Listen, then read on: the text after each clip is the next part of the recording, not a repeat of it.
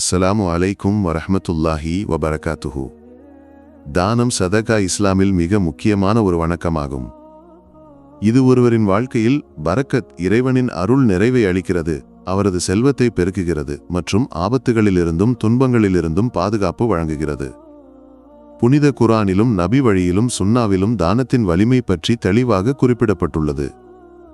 ஒரு பெண் வழியில் ஒரு பிச்சைக்காரரை கண்டபோது அவர் மனமார்ந்து சதகா கொடுத்துவிட்டு முன்னோக்கி நடந்தார்.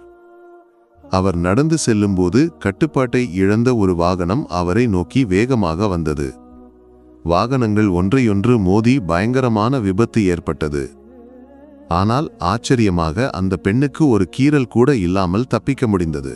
இந்த சம்பவம் சதகாவின் ஆற்றலை தெளிவாக்குகிறது. தானம் ஒரு பாதுகாப்பு கவசமாக செயல்படுகிறது மற்றும் அல்லாஹ்வின் கோபத்திலிருந்தும் துன்பங்களிலிருந்தும் நம்மை காக்கிறது.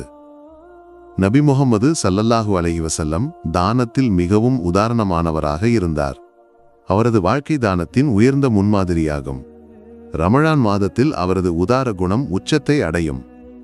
ஒரு ஹதீஸில் கூறப்பட்டுள்ளது, நபி ஸல்லல்லாஹு அலைஹி வஸல்லம் ரமழானில் கட்டுப்பாடு இல்லாமல் வீசும் காற்றை விட உதாரணமாக இருந்தார்கள். சஹீஹ் புகாரி.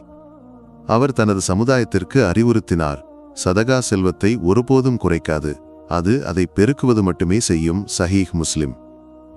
நபி ஸல்லல்லாஹு அலைஹி வஸல்லம் ஒருமுறை ஒரு பிச்சைக்காரருக்கு தன்னிடம் இருந்த அனைத்தையும் கொடுத்தார், தனக்கு ஒன்றுமே வைத்துக் கொள்ளாமல்.